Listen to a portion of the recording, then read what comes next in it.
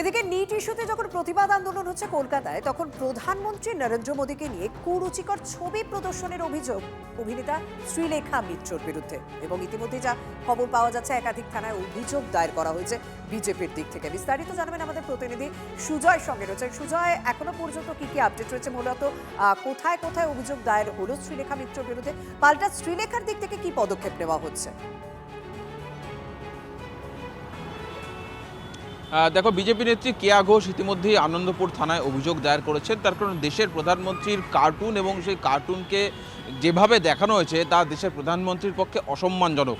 সেই ধরনের কার্টুন শ্রীলেখা মিত্র এই যে বিক্ষোভ হয়েছিল গত পরশুদিন, বাম এবং বাম ছাত্র যুবদের যে মিছিল হয়েছিল, সেই মিছিলে এসে এই শ্রীলেখা মিত্র প্রধানমন্ত্রীকে উদ্দেশ্য করে আঁকা এই কার্টুন প্রদর্শন করেন এবং সেটা পরবর্তীতে সোশ্যাল মিডিয়ায় ভাইরাল হয়ে যায়। দেশের প্রধানমন্ত্রীকে অবমাননা করে এই ধরনের আঁকা ছবি একজন অভিনেত্রী কিভাবে তিনি সেটা দেখাতে পারেন যা দেশের প্রধানমন্ত্রীকে অসম্মানজনক, অবমাননাজনক, সেটাই পুলিশকে তদন্ত করে দেখার অনুরোধ করেছেন কেয়া ঘোষ।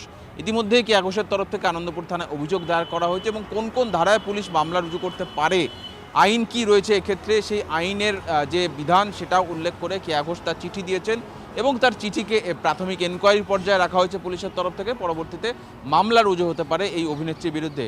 বিধাননগর সাইবার থানা, সেখানেও অভিযোগ দায়ের করা হয়েছে। সেখানকার একজন বিজেপি নেতার তরফ থেকে অভিযোগ দায়ের করা হয়েছে। একই অভিযোগ, দেশের প্রধানমন্ত্রীকে উদ্দেশ্য করে আঁকা এক ধরনের কার্টুন, যেটা দেশের প্রধানমন্ত্রীকে অসম্মানজনক, অবমাননাকর। কী করে তিনি এই ধরনের একটি ছবি প্রদর্শন করেন একজন সেলিব্রিটি হয়ে, সেটাই তদন্ত করে দেখা হোক। কি উদ্দেশ্য ছিল তার, পুলিশ তদন্ত করে দেখুক। সমস্ত বিষয় তদন্ত করে দেখা হবে। যিনি অভিযোগ করেছেন বিজেপি নেত্রী কেয়া ঘোষ, তার বক্তব্য আপনাদের শোনাবো এবং ব্যাক টু ব্যাক অভিনেতা শ্রীলেখা মিত্র তিনি কি বলছেন তার বিরুদ্ধে অভিযোগের পরিপ্রেক্ষিতে শোনাবো আপনাদের। এই মুহূর্তে আমি আনন্দপুর থানায় এসেছি। দেশের মাননীয় প্রধানমন্ত্রীর একটা বিকৃত কুরুচিকর ছবি, যেটি অভিনেত্রী শ্রীলেখা মিত্র তিনি প্রদর্শন করছিলেন নির্লজ্জভাবে, তার বিরুদ্ধে আমি এফআইআর করতে এসেছি। এই মুহূর্তে আমি অনুরোধ জানাবো, যারা থানায় রয়েছেন দায়িত্বশীল, যারা রয়েছেন বড়বাবু, মেজবাবু, যেই বাবুই থাকুন না কেন, অবিলম্বে থেকে গ্রেপ্তার করতে হবে। তো একটু শাস্তি আমি আপনার থেকে এই করছি যে আপনার যারা আত্মসহায়ক, যারা পরপর মৃত্যু মুখে মৃত্যু হয়েছে, আপনি তাদের আগে খুব কড়া আগে শাস্তি দিন, এটা বলে রাখা। এরপরে আপনাদের যা মনে হবে আপনারা করবেন। আমাকে যদি অ্যারেস্ট করার ইচ্ছা হয় করবেন, আমাকে ফাঁসিতে চড়ানোর ইচ্ছা হয় চড়াবেন। আবার একটা আন্দোলন হবে, আমি শিওর আর একটা আন্দোলন হবে।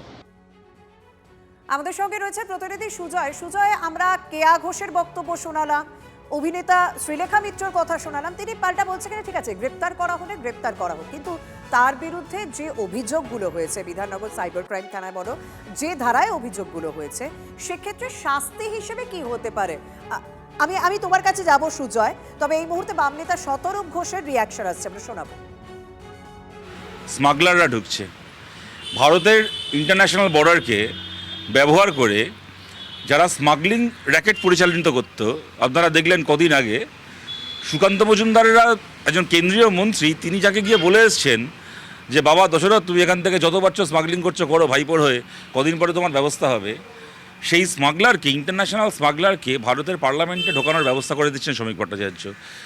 বলুন, শ্রমিক ভট্টাচার্যকে আমি দেশপ্রেমিক বলবো না দেশদ্রোহী বলবো? কিসের বিনিময়ে শ্রমিকবাবু, কিসের বিনিময়ে ভারতের পার্লামেন্টে আপনি স্মাগলারদেরকে ঢুকিয়ে ভারতের আভ্যন্তরীণ নিরাপত্তা, ভারতের গণতান্ত্রিক ব্যবস্থা, ভারতের সীমান্তের সুরক্ষা, সব কিছুর সঙ্গে এত বড় খেলা খেলছেন?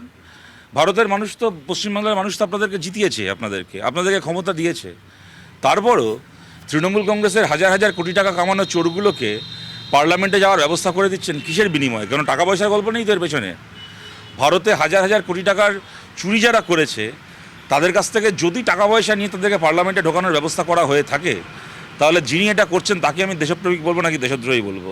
এরও তদন্ত হবে, আজ বাদে কাল কিন্তু এইগুলোর তদন্ত হবে। শ্রমিক ভট্টাচার্য এরই সঙ্গে বলেছেন যে এরা দেশকে টুকরো টুকরো করতে চায়, কিন্তু শ্যামাপ্রসাদের সরকার বাবরের সরকার নয়। দেশকে টুকরো করতে চাইলে কেউ যেন সুস্থ অবস্থায় ফিরতে পারে না। পুলিশকে পরামর্শ বিজেপি রাজ্য সভাপতির, ভারতকে টুকরো করতে চাইলে জনগণ তাদের টুকরো করবে, হুঁশিয়ারি দিয়েছেন। ভারতকে যে টুকরো করতে চাইবে তাকে টুকরোই করে দেওয়া উচিত, তাকে জেলে ভরা উচিত, তার বিরুদ্ধে নিদারুণ ব্যবস্থা নেওয়া উচিত। কিন্তু শ্রমিকবাবু, আপনি শ্যামাপ্রসাদের সরকার বলতে কি বোঝেন? শ্যামাপ্রসাদের সরকার মানে তো মুসলিম লীগের সরকার। শ্যামাপ্রসাদ মুখার্জি তো ফজলুল হকের মন্ত্রিসভায় মন্ত্রী ছিলেন। এখন কি পশ্চিমবাংলা মুসলিম লীগ চালাচ্ছে নাকি? শ্যামাপ্রসাদের সরকার মানে তো মুসলিম লীগের সরকার। আর আপনি শ্রমিক ভট্টাচার্য, আপনার কি স্প্লিট পার্সোনালিটি ডিসঅর্ডার হয়েছে? আপনার কি কাউন্সেলিংয়ের প্রয়োজন আছে? আপনি কদিন আগে বললেন, কিছুটা ইতিহাসকে বিকৃত করেই বললেন, তাও বললেন যে জ্যোতি বসু নাকি কমিউনিস্টরা নাকি শ্যামাপ্রসাদের সঙ্গে কাঁধে কাঁধ মিলিয়ে ভোট দিয়েছিল পশ্চিমবাংলাকে তৈরি করার জন্য। তা আপনি একদিন বলবেন যে কমিউনিস্টরা, জ্যোতি বসুরা রাজনৈতিক বিরোধ ভুলে গিয়ে দেশের স্বার্থে, বাংলার স্বার্থে শ্যামাপ্রসাদ মুখার্জির সঙ্গে একযোগে ভোট দিয়েছিল আইনসভায়। আবার সেই আপনি আবার দুদিন পরে এসে বলবেন যে জ্যোতি বসুর পার্টি দেশদ্রোহী পার্টি, কমিউনিস্টরা দেশদ্রোহী। আপনার কি চিকিৎসার দরকার হয়ে পড়ছে? আপনার কি এটা কি স্প্লিট পার্সোনালিটি ডিসঅর্ডারের সমস্যা হচ্ছে? আমার চিন্তা হচ্ছে, কারণ শ্রমিক ভট্টাচার্য খুব সজ্জন মানুষ, দীর্ঘদিন ধরে একটাই দল করে গেছেন। ওনাকে আমি বলতে পারবো না যে উনি রাজনৈতিকভাবে ধান্দাবাজি করেছেন, কখনো আজকে এই দল কালকে ওই দল করেছেন। সেই কারণে, এবং উনি অত্যন্ত সুবক্তা, শিক্ষিত মানুষ, ভদ্র মানুষ হিসেবে ওনাকে সবাই পছন্দ করে।